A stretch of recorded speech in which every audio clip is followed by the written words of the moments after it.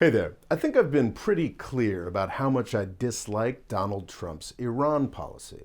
But just for today, let's pretend it's plausible. I'd like to try to put aside my massive prejudices and evaluate the maximum pressure policy on its own merits. The first thing we have to do is try to determine what the Trump administration's goal is here, because it's not exactly transparent. There seem to be two goals here: the official goal and what looks to be, for most people in the administration, the real goal. Thanks to a few moronic Washington, D.C. think tanks and a monolithically warmongering news media from CNN to Fox News, your average half-informed uncle thinks that the Obama administration's Iran nuclear deal was bad and that a better deal was somehow possible, and all that was necessary was a real tough guy to get it. This is the official story that Republican congressmen can sell to the half-informed uncles that fund all of their campaigns. Our half-informed uncles don't generally want war, but in their heart of hearts, they just know that Donald Trump can get a better deal than that wimpy black guy. The thing is, if you look at the backgrounds, speeches, and tactics of the folks in the Trump administration, it's clear that for most, the official goal is just a cover. Most of them are working for regime change, and they always have been. Some of these guys really seem to think that the Iranian regime can be overthrown without war, but it's also pretty clear that most of them would be just fine with a much wider war. It's darkly comic that Donald Trump is the only person in his administration who seems to believe that the official goal is possible. It's Trump, so it depends on the day, his mood, and which Fox News show he watched last, but he occasionally seems dumb enough to actually believe that he will produce a lasting deal with Iran. Unfortunately, nobody he has hired has any real interest in that. The Trump administration doesn't have the temperament, the personnel, or the capacity to negotiate a nuclear deal with Iran. The goal is regime change, and it always has been. So that's the goal. Let's move on to the methods. It's clear from the tweets, speeches, and the murderous sanctions at the heart of Trump's maximum pressure policy that the plan is to use the Iranian people against the regime. To some extent, this is working. Iranians are dying for lack of medicine, and their economy looks likely to shrink by 8% this year alone, driving horrific joblessness and poverty in a country that was already pretty poor. The Iranian people have been driven to the streets, prompting their regime to murder something like 1,500 protesters in just the past few months. Some very vocal people in the comments have questioned why I'm not doing more to support the protesters. Well, for one thing, the last thing Iranian protesters need is guys who look like me, or Mike Pompeo, or Donald Trump rooting for them. The main argument that the Iranian regime and all murderous regimes use against protesters is that they are supported by imperialist forces from the United States. When Pompeo or Trump tweets their support for protesters, it hurts the protesters' cause. It does not help them. This should be obvious, but it goes against the Fox News dogma. Back in 2009, the Obama administration helped the Green Movement become the most successful protest movement in Iran since the 1979 revolution.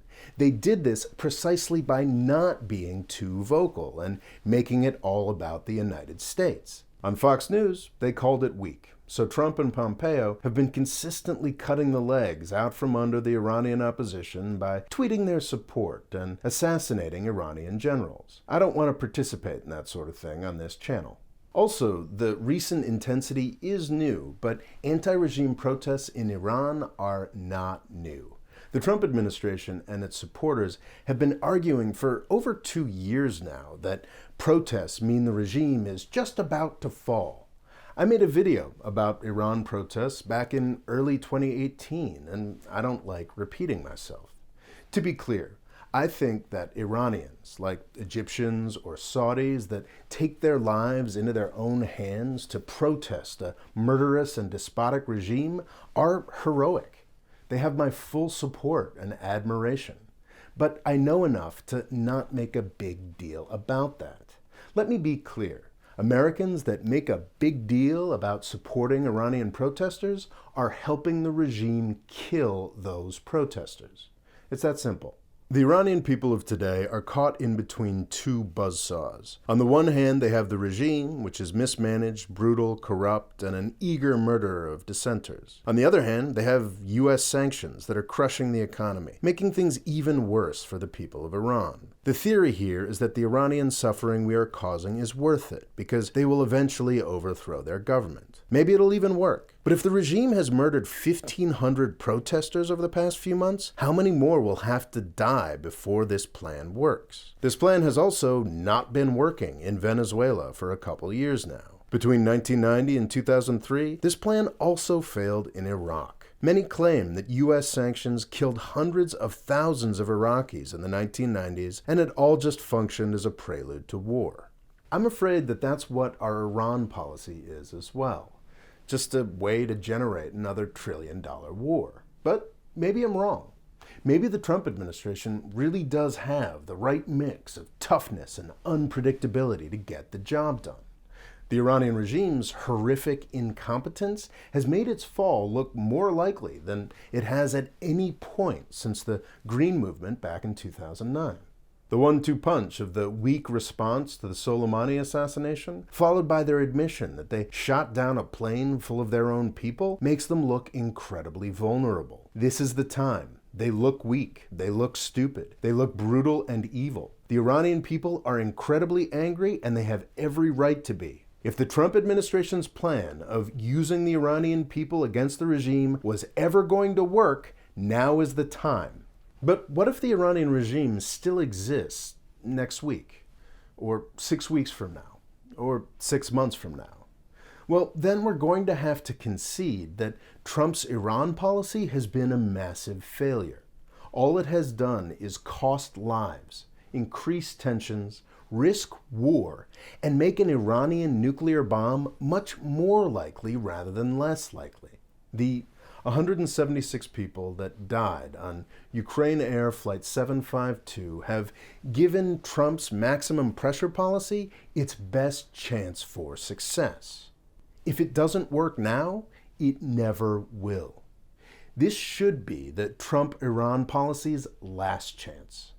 Thanks for watching. Please subscribe. And if you want a free essay on a completely different topic, click here to sign up for my email list. Thanks.